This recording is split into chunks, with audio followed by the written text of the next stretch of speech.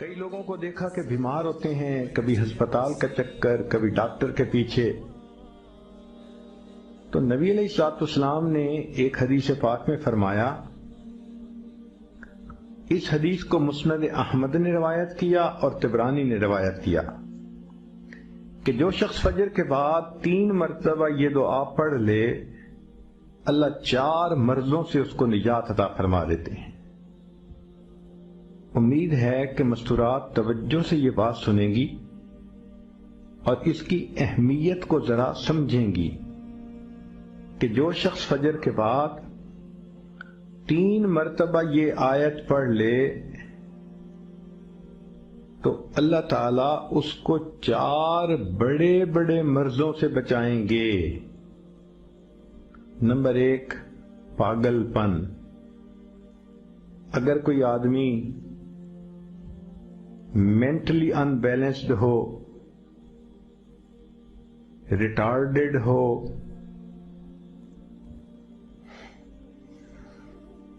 یا جس بندے کو چیزیں بھول جاتی ہوں یا چیزیں یاد نہ رہتی ہوں، ذہن سے متعلقہ جو بیماریاں ہیں وہ اسی پاگل پن کے زمرے میں آئیں گی. یا کسی کو مرگی کی بیماری ہوتی ہے، وہ بھی اسی زمرے میں آئے گی. تو پہلی بیماری جو اللہ تعالیٰ دور کرتے ہیں وہ ہے پاگل پن. اور دوسری بیماری کوڑ پن. کوڑ پن کہتے ہیں چہرہ بدصورت ہو جانا.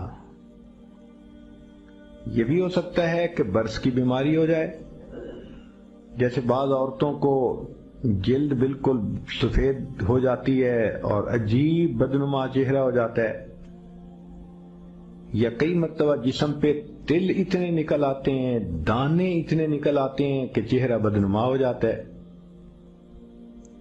یا چہرے پر داغ پڑ جاتے ہیں کالے رنگ کے. تو چہرے پہ داغ پڑیں، چہرے پہ دانے بنیں، یا چہرے پہ برس کے نشان پڑیں، کوئی بھی چیز ہوگی وہ اسی کوڑ پن کے زمرے میں شامل ہوگی جس سے کہ چہرہ انسان کا بدصورت ہوتا ہو. یہ بیماری بھی اللہ دور فرما دیں گے. اب جن بیچاریوں کو بیوٹی پارلر پہ جانے کا شوق رہتا ہے اور اپنے فیس پہ پتہ نہیں کیا کیا پروسیس وہ کرواتی ہیں،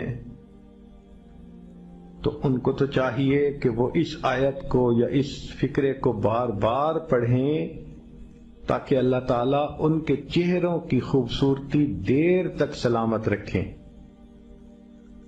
اور تیسری چیز ہے اندھا پن.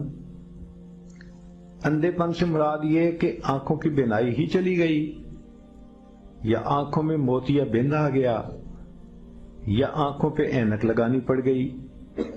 یہ سب ایک ہی بیماری کی تفصیلات ہیں. تو جن کی نظر کمزور وہ بھی پڑھ سکتی ہیں، یا جن کو لینز لگانے پڑتے ہیں، کنٹیکٹ لینز سے ہی یا کوئی اور، اس مصیبت سے بھی جان چھوٹ گئی. اور جن کی بینائی چلی گئی اللہ ان کے لیے بھی آسانیاں فرما دیتے ہیں.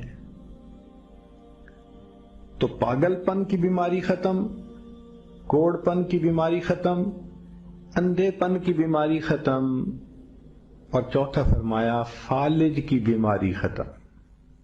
فالج ایک تو ہوتا ہے کہ انسان کا ہاتھ یا پاؤں کام ہی نہ کریں، اور ایک یہ بھی ہوتا ہے کہ اتنی ویکنس کہ عورت کہتی ہے مجھ سے تو کھڑا ہی نہیں ہوا جاتا، میرے پاؤں سن ہو جاتے ہیں، میرے ہاتھ سن ہو جاتے ہیں.